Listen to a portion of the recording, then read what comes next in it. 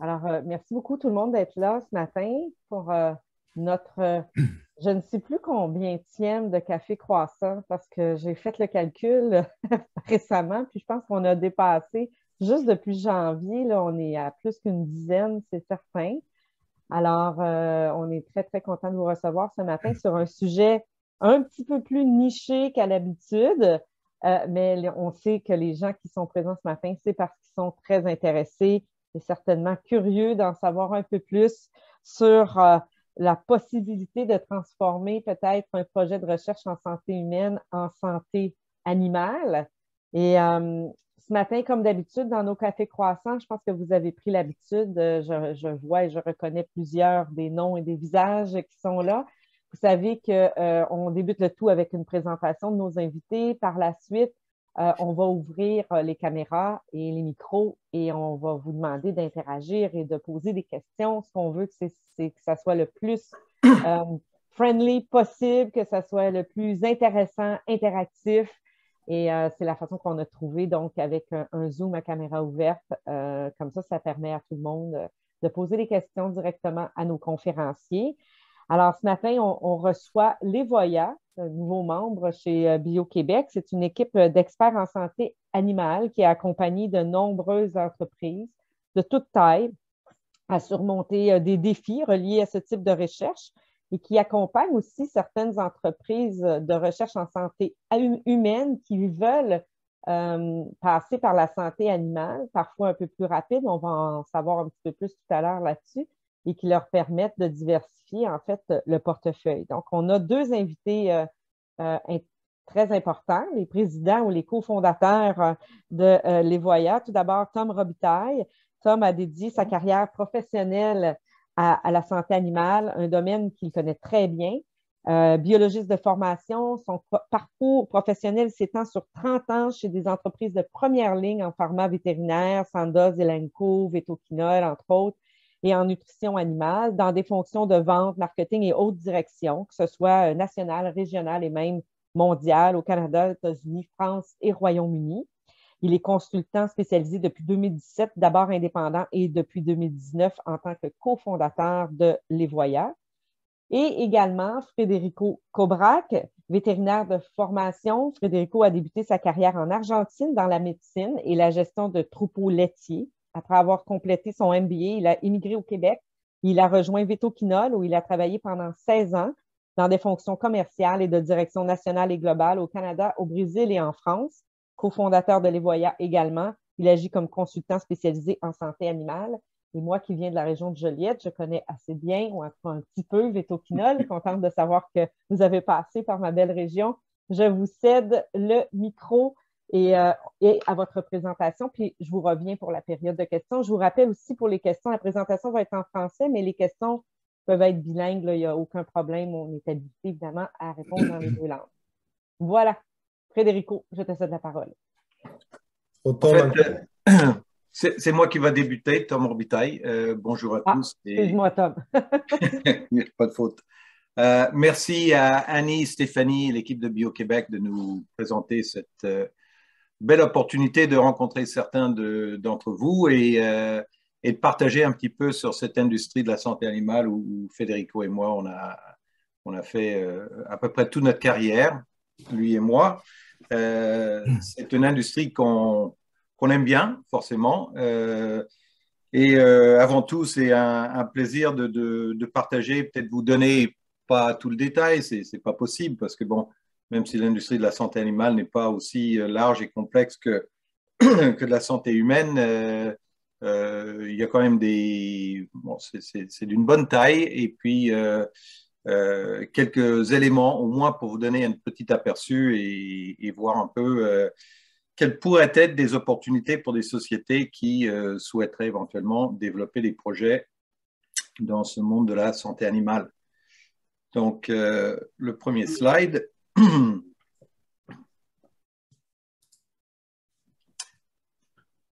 Donc, on commence avec, en évoquant cette notion de One Health que probablement vous avez entendu parler, qui est un principe qui concerne l'harmonie entre les personnes, l'environnement et les animaux, nos animaux. Vous comprenez que c'est le lien entre ces trois éléments et l'importance de trouver un équilibre pour trouver la santé de l'ensemble. C'est quelque chose qui est assez naturel, on dirait, et on comprend bien, mais on commence tout juste à réfléchir dans un contexte où dès qu'on veut toucher à un de ces trois sphères, que on faut réfléchir et commencer à comprendre quel peut être l'impact sur les deux autres. Et bon, aujourd'hui, on ne va pas parler beaucoup de l'environnement, plutôt de l'interaction homme-animal et là où il peut avoir des points de connexion entre du recherche-développement qui peut être effectué pour le développement de produits de technologie en santé humaine et comment ça peut être lié à ce qui peut se faire ou qui se fait dans le domaine de la santé animale, pharma et biotechnologie. On va vous faire un petit survol donc de l'industrie qui est scindée dans notre jargon à nous en deux éléments. On va vous parler des animaux de compagnie, les pets, et selon bon, c'est les chiens, c'est les chats, c'est les petits rongeurs, c'est tout ça. Selon le pays où on est, le cheval peut se trouver en animal de compagnie ou en animal de production, parce que c'est un bien consommable dans certains pays. Mais pour nous, on va plutôt mettre les chevaux du côté des animaux de compagnie. Donc, quelques éléments. On sait que les animaux jouent un rôle central dans la famille et tout ce qui est soin des animaux est de plus en plus humanisé. On traite les animaux comme on traite les membres de la famille. Le titre qui est, ou le terme qui est utilisé depuis quelques années, c'est le pet parent. Également le fur child. Bon, ça me fait hérisser un peu les poils, mais ce sont ça reflète à quel point les animaux sont devenus vraiment les membres de la famille. Ils contribuent, on le sait, à notre bien-être, à notre santé animale, santé mentale, et que donc les gens ont vraiment intégrer les notions de on va vraiment tout faire pour bien soigner nos animaux comme on peut. Donc, leur espérance de vie augmente, la prévalence des conditions chroniques qu'avant on ne pensait même pas soigner, mais maintenant on les soigne et les gens dépensent beaucoup d'argent. On va partager quelques chiffres, mais les gens dépensent de plus en plus dans le soin de leurs animaux de compagnie. Quelques points peut-être qui soutiennent ces éléments-là et qui nous font réfléchir un petit peu. Aux États-Unis, évidemment, il y a pas mal des points qu'on va évoquer parce qu'il y a des datas, il y a des études qui sont faites sur le marché aux États-Unis plus que nulle part ailleurs. 45% des propriétaires d'animaux dépensent plus pour la santé de leurs animaux que pour eux-mêmes. Et en moyenne, un chien, c'est 1 400 $ par an. Ça a plus que doublé depuis 10 ans. Et un propriétaire d'animaux sur 10 remet la décision d'avoir les enfants à cause des dépenses pour leurs animaux. C'est-à-dire, ils vont dire non, on n'aura pas d'enfants encore parce que notre chien nous coûte tellement cher, pas trop cher. Pour eux, c'est pas trop cher. C'est juste qu'ils font une priorité. Bon, c'est pas la majorité, mais c'est juste quelque part, ça reflète ou ça indique à quel point les gens sont passionnés par leurs animaux. Et les chiens jouent, c'est la plus grande influence dans l'achat de la première résidence. Chez les millennials, les gens, ils vont décider quel type de résidence ils veulent en fonction de l'animal qu'ils ont. Donc, vous comprenez que l'animal de compagnie est vraiment quelque chose qui joue et qui est devenu un pilon de la société en Amérique du Nord et en Europe et de plus en plus dans les autres pays en développement aussi. L'autre côté donc de l'industrie, c'est tout ce qu'on appelle le livestock, les animaux de production, c'est tout ce qui sert à nous alimenter. La demande pour les protéines animales augmente sans cesse. En 30 ans, ça a plus que doublé. Et il y a un phénomène, on le voit, c'est que dès qu'il y a un développement économique dans un pays, il y a deux choses que les gens veulent. C'est un, ils veulent manger plus de protéines animales et deux, ils veulent avoir plus d'animaux de compagnie. Donc, on voit que cette industrie est portée dans beaucoup de pays par des développements économiques. Il faut, pour revenir un petit peu à l'élément One Health, on sait très bien qu'il y a un lien entre la production animale et l'environnement. Il faut en tenir compte. Mais aujourd'hui, il est indéniable que les gens, dès qu'ils peuvent avoir l'accès économique à la protéine animale, ça augmente. Il y a une pression pour une production d'aliments, évidemment, qui soit efficace, donc qui baisse les coûts, qui est économique et qui est sécuritaire. Nous voulons de la viande, mais pas à tout prix. Nous voulons de la viande qui est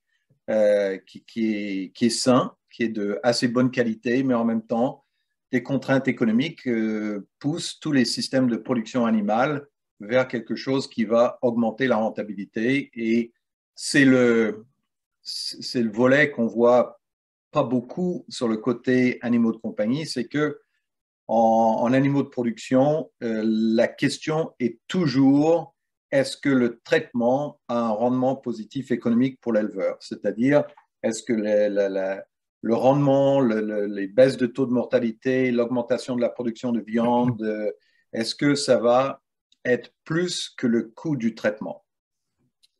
Et il y a cette emphase croissante sur la protection de l'environnement et le bien-être de l'animal aussi, qui fait un peu contrepoids à l'intensification de la production. On voit des règlements qui se mettent en place, qui prennent en compte le bien-être de l'animal de production. Nous ne pouvons plus produire certaines viandes comme on faisait dans le temps, soit parce qu'il y a des contraintes environnementales ou parce que les autorités réglementaires ont défini que c'est pas bien pour l'animal et il faut en tenir compte. Donc, ça, c'est quelque chose qu'on vit avec. C'est un peu le contrepoids à l'intensification de la production, mais c'est ces éléments-là qui drivent l'industrie de la production animale. Donc, quelques chiffres pour vous donner un aperçu de l'ampleur de l'industrie. Aux États-Unis, là, on n'est que aux États-Unis. Pour les animaux de compagnie, les gens ont dépensé, je crois que c'est des chiffres de 2020, 132 milliards. Ça comprend tout. Ça comprend l'alimentation, les soins vétérinaires, les médicaments vétérinaires. Mais c'est un big picture number pour vous donner un petit peu une idée des dépenses que les gens font pour leurs animaux. Pour les médicaments, les vaccins et les diagnostics vétérinaires, et ça c'est un chiffre global, et c'est un chiffre au niveau fabricant, c'est 37 milliards de dollars. Donc là, on est vraiment dans la pharma vétérinaire, pharma vaccin et tout ce qui est diagnostic, dont les 4 premières entreprises, c'est 22 milliards. Donc l'industrie qui s'est beaucoup concentrée depuis quelques années.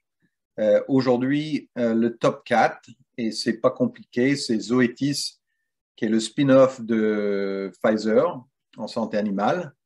C'est Merck, qui est toujours, la santé animale est toujours fait partie de la maison mère en humaine. Il y a des échos, des bruits comme quoi Merck risque de faire un spin-off aussi de sa division vétérinaire. On va le voir. Boehringer Ingelheim, et Elanco, qui était la division vétérinaire de Eli Lilly. Donc là aussi, c'était un spin-off il y a 3-4 ans. Et donc, vous avez un phénomène dans le pharma vétérinaire que de plus en plus, les entreprises sont écartées du réseau recherche et développement de leurs anciens parents. La suite des entreprises, c'est des pure players dans la santé animale. Et on va parler un petit peu plus dans les partenariats après et l'impact que ça peut avoir. Vous avez 3 produits qui avoisinent les 1 milliard de dollars de chiffre d'affaires. C'est les plus gros de l'industrie et ça vous donne une petite idée. Si vous comparez à ce qui se fait en milieu humain, ça peut paraître modeste. Mais bon, c'est quand même des produits avec un certain niveau de business, suivi de 25 à 30 produits qui sont autour de 100 millions de dollars de chiffre d'affaires, et puis 450 produits qui font plus de 10 millions de dollars de chiffre d'affaires sur le thème global. Donc ça, c'est vraiment un survol, mais ça vous permet de comprendre un petit peu la valeur de l'industrie. C'est un marché, pardon, juste pour revenir un petit peu, si possible. L'autre point qui est important, c'est le marché de la santé animale, la pharma vétérinaire. C'est un marché qui est très résilient. On voit depuis 20 ans qu'il y a un progrès sans cesse. On n'a pas subi des gros contre-coups quand l'économie en général a eu des fluctuations, mais la santé animale a peut-être toussé un tout petit peu, mais n'a pas arrêté de croître, même dans les années les plus difficiles, parce que les gens vont toujours vouloir manger de la viande et vont vouloir toujours s'occuper de leurs animaux. Donc, même dans les temps les plus difficiles, c'est un marché qui résiste très, très, très bien à des fluctuations économiques qui peuvent apparaître dans l'économie générale. Donc, je passe la main. Merci, bonjour tout le monde. Et je parlais un peu des moteurs de l'innovation dans ces marchés-là. Et vous avez bien compris qu'on parle des croissances un peu continue, une croissance d'à peu près 5% en moyenne par année. Et vous avez vu dans un marché où 4 compagnies représentent 22 milliards, ce qui est à peu près 2/3 de l'industrie. Pour avoir une croissance de 5%, ça prend 1 milliard de croissance par année. Et si on veut transformer ça en nouveaux produits, ça prend à peu près 20 produits nouveaux, innovateurs, qui font 50 millions en moyenne par année, ce qui est déjà un très bon produit en santé animale.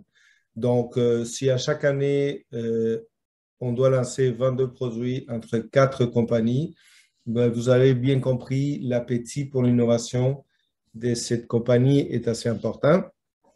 Et en même temps, 2 de ces 4 compagnies qui n'ont pas l'accès traditionnel à l'innovation, qui est les parents pharma humaines, ils doivent aller chercher de l'innovation ailleurs. Et c'est ça qu'on veut parler aujourd'hui.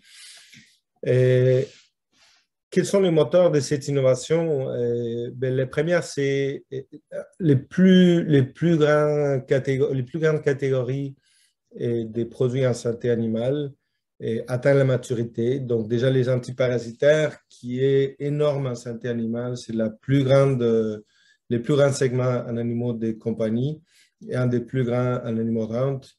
Il n'y a plus grand-chose de nouveau en antiparasitaires. Les antibiotiques, la santé animale est exposée à des énormes pressions pour réduire la quantité d'antibiotiques utilisés à cause de risques de résistance chez les animaux et chez les humains. Et en général, toute la médecine des petites molécules, toute la médecine chimique commence à trouver ses limites. Donc, on se développe dans l'immunité, l'immunothérapie active, passive, et on va parler un tout petit peu de ça. Et on se développe en oncologie. On a dit que les animaux vivent plus vieux, forcément, et c'est là où les problèmes d'oncologie commencent à apparaître. Les animaux sont exposés au même type des facteurs environnementaux que les humains. Donc voilà. Et aussi, on commence à développer la thérapie génique, la thérapie cellulaire, et parce que les développements en santé animale est pas mal en ligne avec les développements en santé humaine. Ça continue à être une source importante d'innovation pour la santé animale, tout ce que vous faites en humain. Donc, quels sont les domaines d'intérêt? Et là, on va être un peu je dirais, grossier dans la description, mais les plus grands domaines d'intérêt, c'est toujours les contrôles des parasites. C'est là où les propriétaires d'animaux de compagnie dépensent les plus d'argent. Et il y a beaucoup qui se passe en dermatologie et allergie. Encore une fois, les animaux qui sont de plus en plus traités comme des humains, de plus en plus exposés aux mêmes facteurs environnementaux, et ils ont des soucis dermatologiques, ils ont des soucis d'allergie qui commencent à apparaître. Oncologie, il y a beaucoup qui se passe en oncologie vétérinaire et on voit de plus en plus de développement des produits pour traiter des cancers où il y a une vingtaine d'années, on ne traitait pas les chiens avec des problèmes oncologiques, on le traitait à peine, peut-être une chirurgie, et après, bon, c'est un peu dur à dire, mais les ressources à l'euthanasie est toujours là chez les animaux et pas chez les humains. Donc, avant, l'oncologie était plus une cause d'euthanasie qu'une cause de traitement. Aujourd'hui, on traite et on investit beaucoup dans le traitement oncologique. Et la santé articulaire, plus les animaux sont vieux, plus il y a des grandes races, plus il y a des problèmes d'articulation. Mais il y a aussi la cardiologie, la cardiologie surtout chez les chiens, mais pas que. Et les problèmes de néphrologie, surtout chez les chats, mais pas que. Et en lien avec cette cohabitation entre les humains et les animaux, bien, évidemment, il y a toutes sortes de soucis de comportement. Parfois, ces soucis de comportement sont causés par l'effet qu'on traite les animaux comme si c'était des humains. Et parfois, c'est parce qu'il y a vraiment des soucis de comportement. Mais peu importe, il faut trouver des solutions à tous ces soucis-là. Ce n'est pas toujours des drogues. Parfois, c'est des phéromones ou c'est des additifs nutritionnels. Mais c'est des domaines qui ont de la croissance. Les domaines d'intérêt en animaux de production, ils ont peut-être parfois un peu moins de liens directs avec la médecine humaine. Et comme Tom l'avait mentionné tout à l'heure, la productivité, les rendements économiques sont des moteurs d'innovation en santé animale et pour les animaux de production. Il y a, bon, on entend parler des viandes élevées sans antibiotiques, viandes élevées sans hormones, mais ça c'est parce que dans le passé, on utilisait des hormones et des antibiotiques pour augmenter la productivité et les rendements. Aujourd'hui, on ne le fait plus ou on le fait de moins en moins, mais les éleveurs ont quand même besoin d'une production économique parce que les consommateurs mettent beaucoup de pression sur les prix de ces produits-là. Les maladies infectieuses sont toujours là, même si on essaie d'utiliser moins d'antibiotiques. Donc, il y a toutes sortes de stratégies, surtout la vaccination pour prévenir, mais aussi pour contrôler les maladies infectieuses. Les parasites sont toujours là, particulièrement quand on élève beaucoup d'animaux dans des espaces relativement restreints. La reproduction, c'est un moteur important de productivité et de rendement aussi. Et vous voyez, il y a quelques-uns de ces points qui peuvent avoir des points de contact avec l'innovation humaine, mais beaucoup moins que chez les animaux de compagnie, il faut se dire. Donc, alternative aux antibiotiques, tout ce qui se développe en alternative aux antibiotiques, il soulève beaucoup d'intérêt chez les animaux d'élevage. Et qui dit animaux d'élevage dit d'énormes volumes, peut-être à des prix qui sont un peu plus modestes que dans la santé des animaux de compagnie. tout ce qui est recherche en microbiome, tout ce qui est recherche en nutrition, et puisqu'on a une syntonie très, très, très fine dans cette productivité rendement, ben ça peut aider et parfois ça génère des investissements énormes en santé des animaux de production.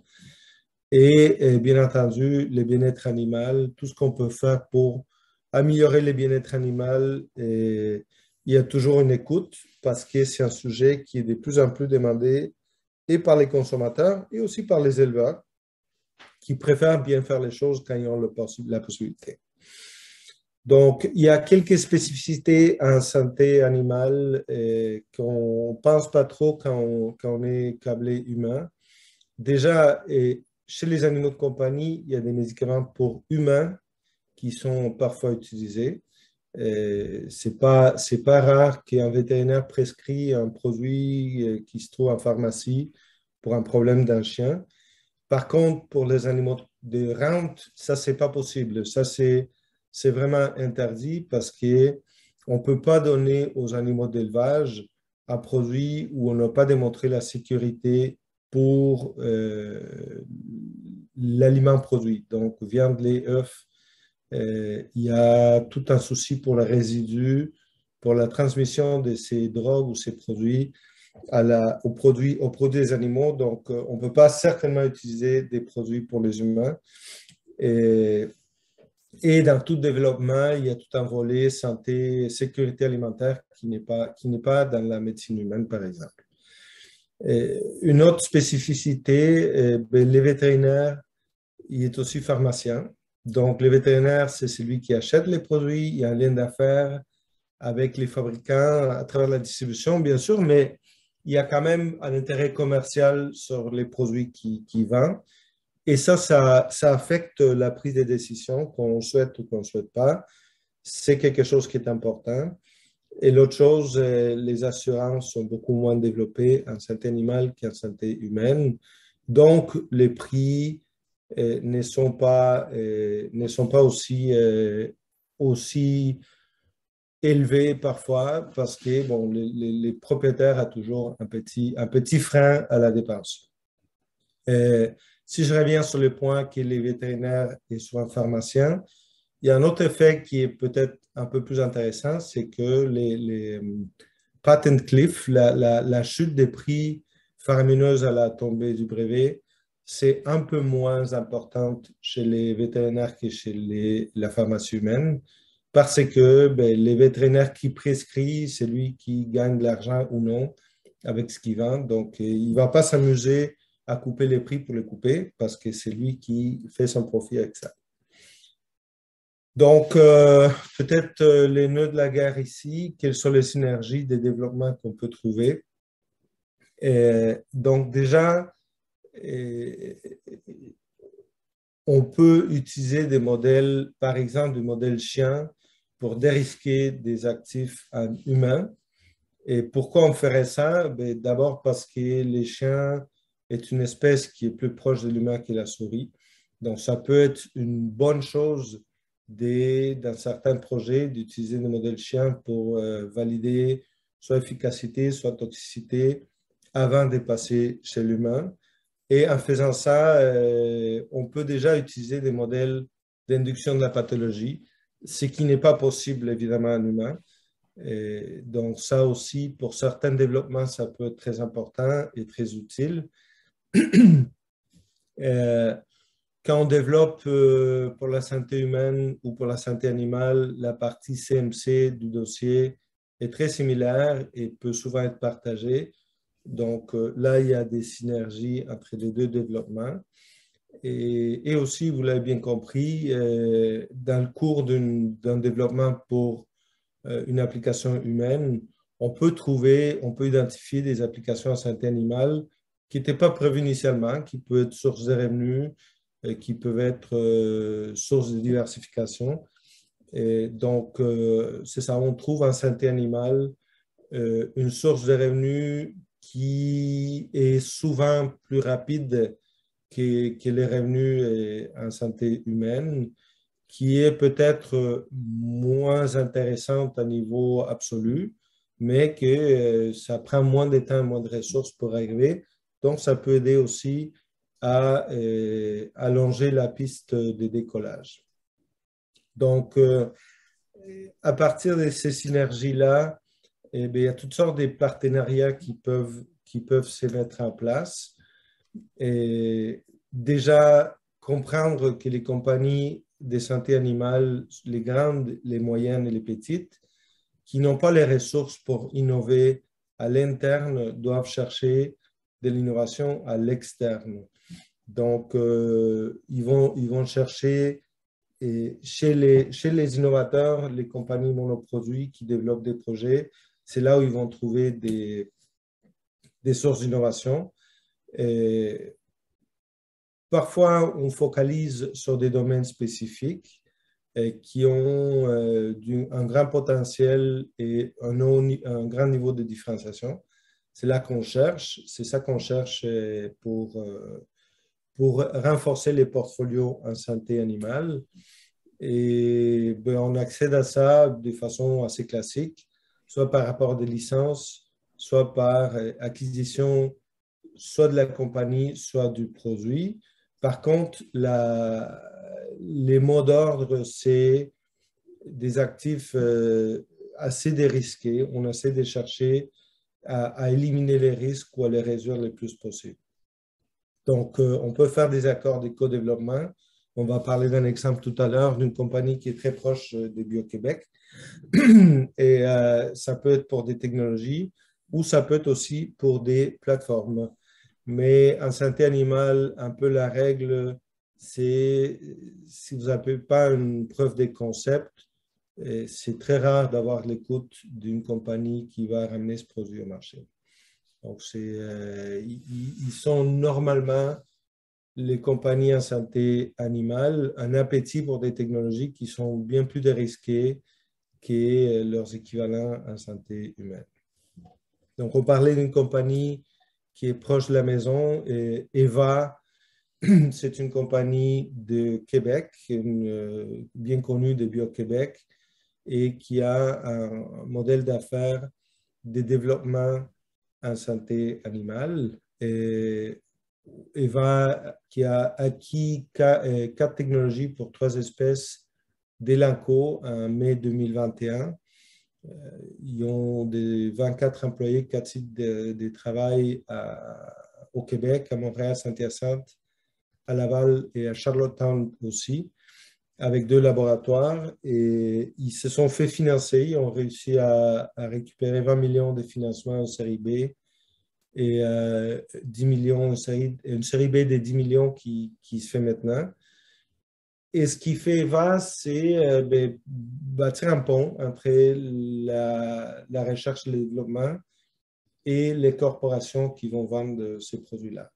Donc, ils ont réussi à développer ou sont en process de développer leur technologie pour éventuellement les transmettre, les transférer à un des grands joueurs en forme des produits prêts au lancement. Donc, en autrement dit, l'innovation s'est fait des concerts avec la compagnie de santé animale, mais pas nécessairement dans la compagnie de santé animale. Donc, ça a facilité un modèle d'affaires de développement qui est indépendant, mais quand même avec des liens d'affaires assez solides entre celui qui va finalement acheter la technologie et celui qui la développe. Donc, sur Une ça... plateforme, en fait, Frédérico. Ils ont mis en place, c'est une plateforme qu'ils ont mis en place d'une certaine Exactement, manière. c'est une plateforme exactement, une plateforme de développement et de dérisquage des technologies. Et quand on dit ils ont mis en place, pour ceux qui sont là et qui connaissent bien Michel Fortin, qui était notre président de CA, c'est Michel qui est derrière Eva, lorsqu'il a vendu Preftech Microbia, il a ramené en fait les 4 technologies d'Elanco à qui il avait vendu Preftech. Donc, c'est vraiment une super exemple de réussite là, très récente là, de Michel en santé animale. Un très beau leg. Puis, il a réussi aussi sais pas s'il est là, dans le 20 millions ou dans le 10 millions, je ne sais pas où il est, mais il y a un 5 millions qui vient de Biomède Propulsion aussi du gouvernement du Québec en soutien du développement de EVA. Merci. Et donc, sur ça, je vais passer la main à Guy, qui représente Angani. J'arrête mon partage pour que Guy puisse partager sur l'écran. Bonjour tout le monde, ça me fait plaisir de vous rencontrer, puis aussi de présenter, comment dirais-je, la joie qu'on a eue de travailler et qu'on a toujours de travailler avec l'équipe de l'Evoya ici chez Angani. Angani, qui est une société franco-canadienne, mais avec un siège social à Québec.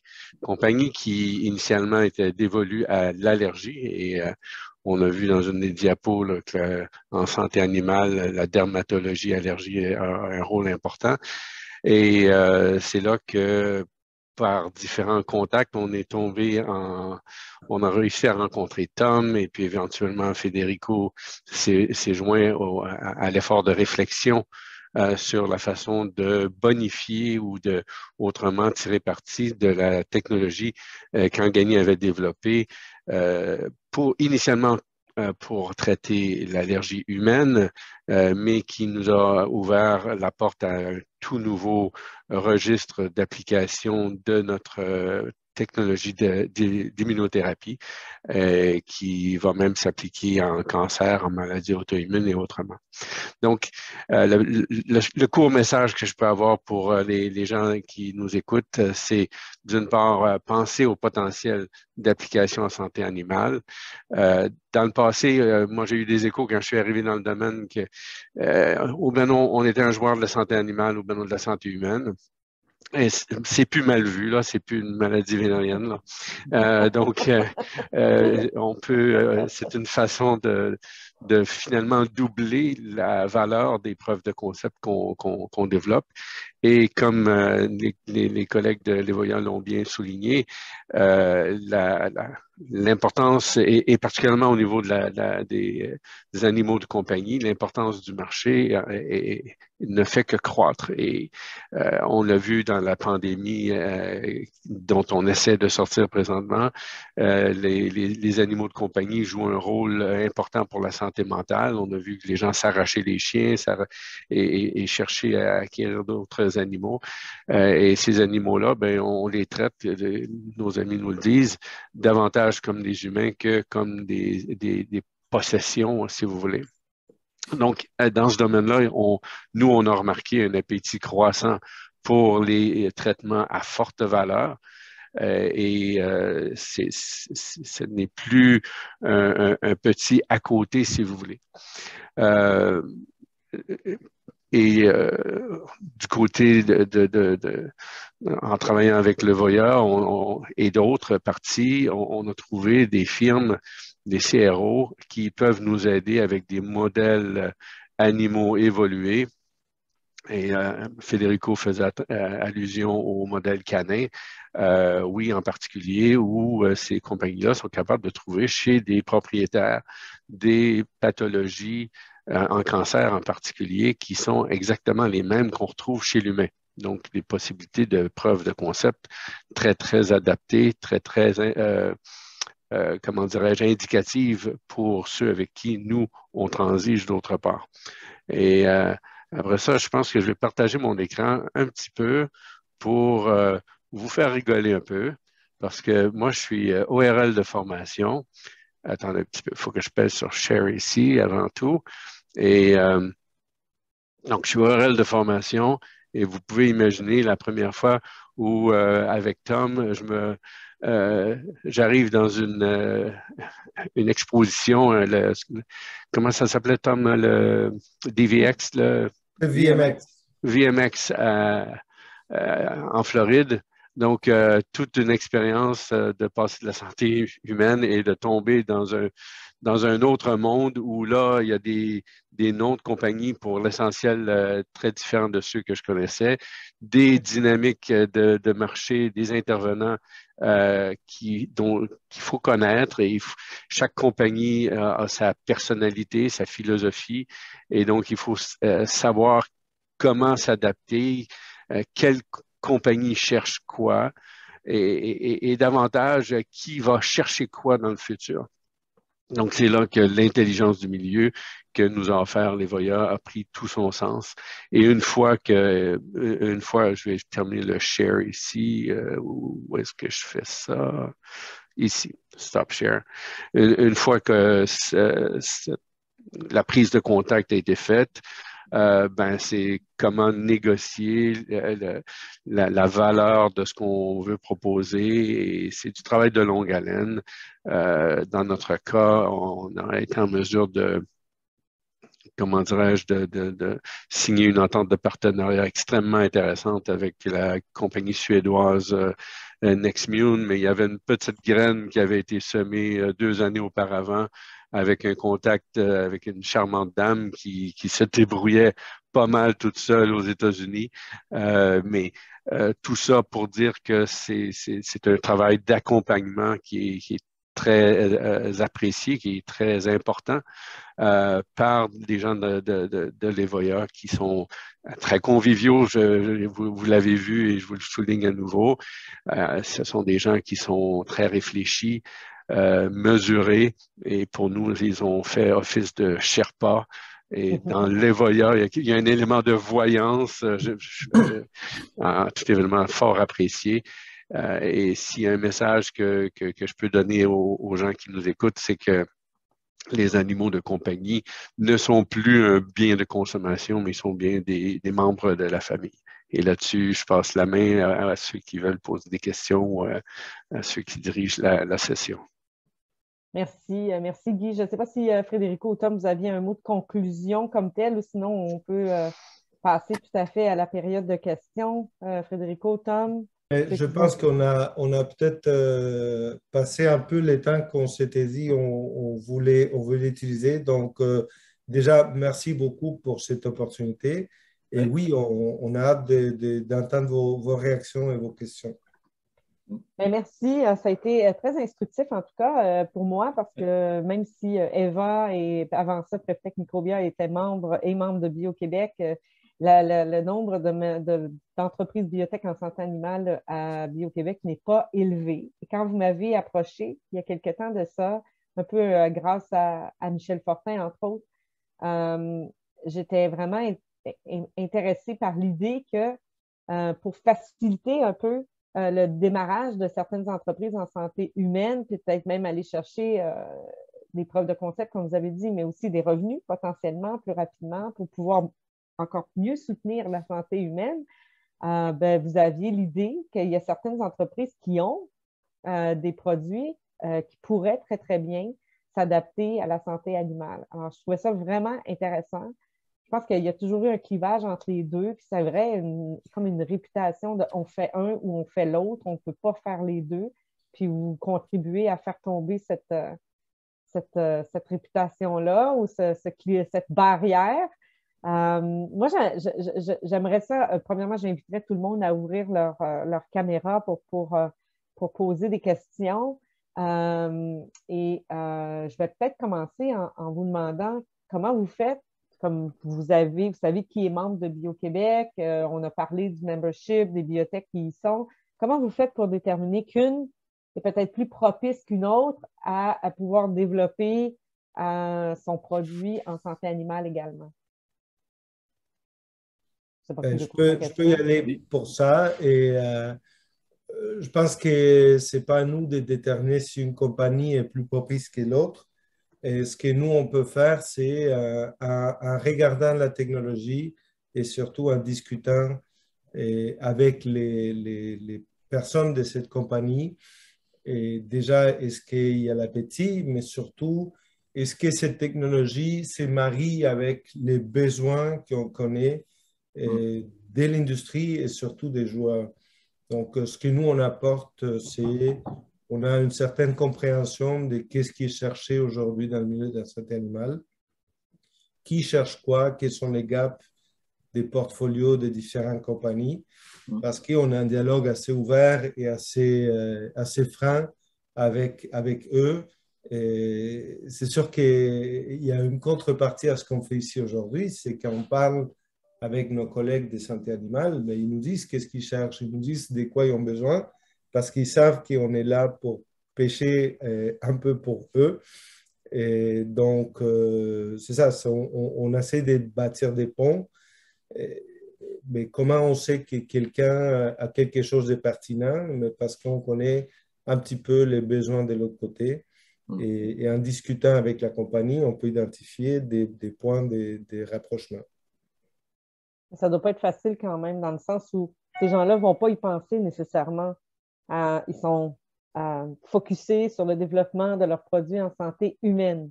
Donc, ils n'iront pas nécessairement vers vous automatiquement. C'est plutôt vous qui devez aller les voir puis les convaincre qu'il y a peut-être un potentiel. Non, c'est pas. En tout cas, moi, je voyais ça comme ça, mais peut-être que je me trompe. Mais là. C'est un peu ce qu'on fait là. Ouais. On ne peut pas, nous, connaître toutes les technologies qui sont dans l'ensemble des biotech, que ce soit du Québec ou ailleurs, Ouais. mais de dire, si vous pensez que votre technologie a des perspectives et si vous avez un intérêt économique ou autre de le voir développer en santé animale, on peut vous aider à naviguer un petit peu un chemin. J'aime bien le terme Sherpa que Guy a utilisé, au moins de faire connaître l'industrie, le fonctionnement de l'industrie et qui sont les acteurs qui pourraient avoir un intérêt pour une telle technologie. Et moi, si je peux intervenir, je vois le collègue et ami Frédéric Leduc, les compagnies en santé animale, et c'est un peu la même chose du côté humain, cherchent des plateformes. Donc, les plateformes, il y avait peut-être des barrières de prix, de coût des produits auparavant, mais un des produits les plus populaires en santé animale présentement se constitue d'anticorps monoclonaux. Donc, des traitements qui, chez l'humain, sont extrêmement dispendieux et pourtant, cette application vétérinaire-là fait un tabac. Donc, il y a lieu pour les compagnies pharmaceutiques, surtout en début de parcours, de penser à cette avenue-là. Effectivement, ça peut amener des partenariats, de la crédibilité et des revenus aussi. C'est dommage, là, parce que oui, Frédéric était là il y a 2 secondes et quart, puis là, clairement, il a dû quitter. Pourtant, il aurait été fort intéressé par. Je pense que c'est probablement pour ça qu'il était là ce matin, parce que, évidemment, avec Immune Biosolutions, il est clairement dans le domaine que tu viens de mentionner, Guy. Bon, ça me permet de dire que c'est enregistré. Je vais pouvoir lui envoyer, puis lui demander d'écouter cette partie-là en particulier. La présentation aussi va être communiquée à tout le monde. Michel Provence, notre président du conseil d'administration de Bio-Québec. Oui, merci Annie, puis merci beaucoup pour la présentation de l'Evoya, puis d'Angani. En fait, on avait eu l'occasion de discuter il y a quelques temps, mais c'était vraiment très intéressant. Puis effectivement, un marché avec beaucoup de spécificités. Je me questionnais à ce sujet-là concernant l'enregistrement des produits et le process d'approbation réglementaire, que ce soit pour les animaux de compagnie ou les animaux de rente. Quels sont les mécanismes et les grandes spécificités de l'industrie? Déjà, merci déjà pour cette question. On voit deux grandes destinations, déjà l'Europe et les États-Unis. On a tendance à beaucoup focaliser sur les mécanismes aux États-Unis, mais aussi l'Europe. Et c'est déjà GMP, donc il y a beaucoup de points en commun avec l'enregistrement chez l'humain. Peut-être un peu plus facile d'obtenir une application pour développer de nouvelles drogues. Mais une fois qu'on a obtenu ça, les process sont sensiblement les mêmes. Il n'y a pas d'énormes différences. peut-être dans la mécanique un tout petit peu.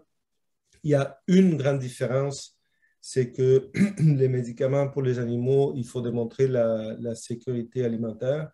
Et quand c'est pour les animaux de compagnie, on obtient un waiver, mais ça fait quand même partie du dossier, même si c'est une petite mention qui dit cet animal n'est pas destiné à la consommation, mais il faut quand même démontrer les résidus en santé, en alimentation. Et ça, pour des nouvelles drogues, crée un pli assez important, ce qui est, donc, si c'est destiné aux animaux de production, il faut que les limites maximales des résidus soient établies pour cette substance. Et si les limites ne sont pas établies, ben là, c'est assez onéreux de les établir pour ensuite définir quel est le niveau de résidus permis, pour ensuite définir quelle est la période de retraite, donc combien de temps après l'administration on peut consommer cette viande ou cet œuf ou cet lait.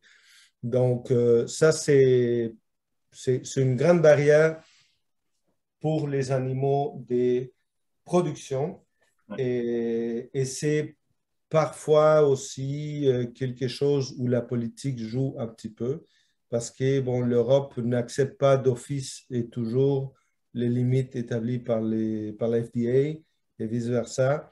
Donc là, il peut y avoir des plis un peu spécifiques.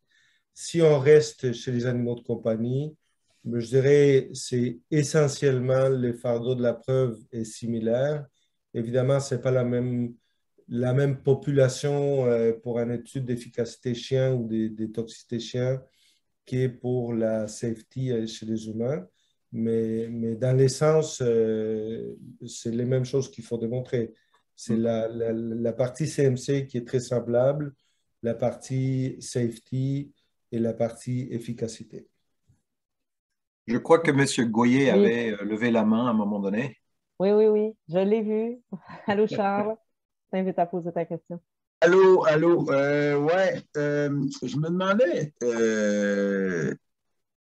parler de plateforme, mais à quel degré d'avancement une technologie doit être rendue pour qu'elle sonne à la porte du Sherpa pour grimper? Vous regardez quel type de développement de potentiel produit. Je pense à des antiparasitaires, par exemple, avec des gourous comme Martin Olivier à McGill, je ne sais pas, qui travaillent beaucoup en fondamental, mais ça prend quoi comme preuve de concept? Il faut que le produit soit rendu où pour que vous puissiez les accompagner, ces technologies-là? Oui. Tom, vas-y. Je pense qu'il y a l'étape preuve de concept dans l'animal de destination qui peut être un grand point d'inflexion de valeur, c'est-à-dire à partir du moment où on a testé le produit dans l'animal de destination, pas forcément avec une très très grande étude, pas besoin de 300 animaux, mais pour montrer une efficacité dans l'espèce de destination qui viendra forcément après un minimum d'études de sécurité. Mais je pense qu'à ce moment-là, tout de suite, on a beaucoup plus l'écoute des gens. Donc, un minimum de dérisquage. À partir de ce moment-là, on aura vraiment une belle écoute des potentiels partenaires. Je pense que Frédéric, je ne veux pas te mettre sur le spot, mais je sais que tu es là parce que on vient de se texter comme utilisateur Zoom. Je ne sais pas si tu avais une question, mais on a parlé tantôt d'anticorps et de l'importance en santé animale également. Je ne sais pas si ça vient chercher chez toi une question potentielle pour nos invités. Je te laisse aller. Oui, merci. Désolé, il a fallu que je suis en déplacement. Je manquais la dernière partie du café croissant. Je suis curieux, l'efficacité. Bon, les anticorps, évidemment, c'est c'est une molécule biologique, mais il y a une adaptation à faire pour la santé animale. Ça ne peut pas être un anticorps humanisé ou un anticorps, dans notre cas, des anticorps de poulet qu'on administre chez des chiens ou des chats. À quel point, je pense que ça revient avec la même question que celle qu'on vient de poser, à quel point on doit être adapté à la santé animale avant de faire le saut en santé animale? Moi, je dirais, merci déjà pour la question. On parle d'anticorps aujourd'hui beaucoup pour des cibles endogènes. Évidemment, l'anticorps doit être adapté à la cible qui veut traiter.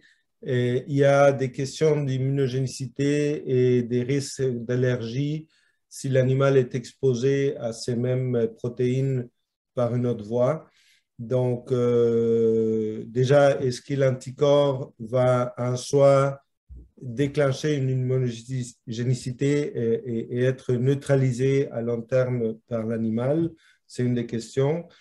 Et, par contre, si c'est une cible infectieuse, si on veut des anticorps contre une maladie X, Y, Z, mais là, l'usage est occasionnel, donc ça se pose moins la question si cet anticorps est immunogénique ou non.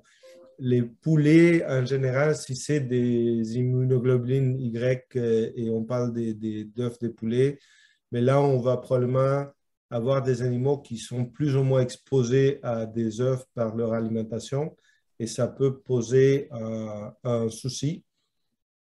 Et si on parle d'anticorps pour adresser des molécules endogènes comme les NGF ou les cytokines, et là, ça va dépendre à quel point c'est efficace contre cette cytokine ou cette médiateur chez les chiens et à quel point l'application de cet anticorps va générer une immunogénicité qui va être évidemment, éventuellement neutralisante par l'animal même.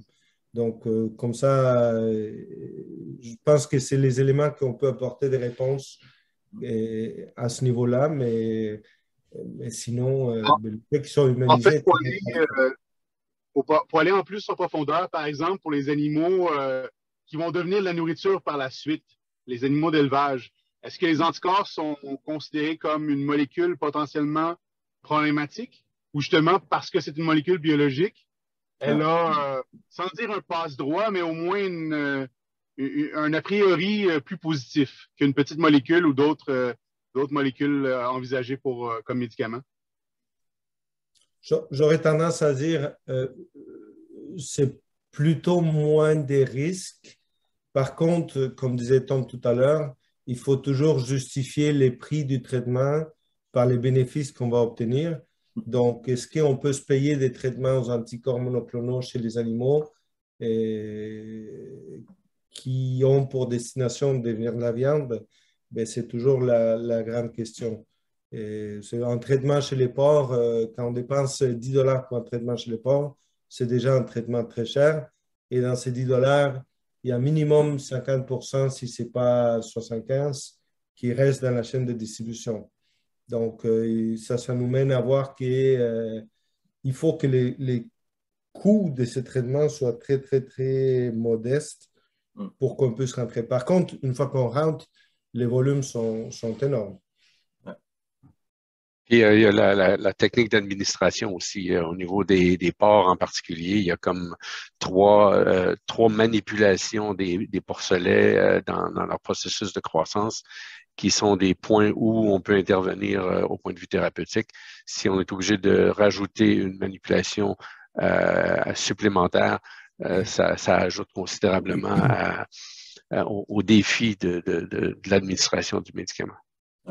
Guy, tu as dit que tu étais un ORL, mais là, crois-moi, tu pourrais être vétérinaire, je te croirais, là, ce que tu viens de dire.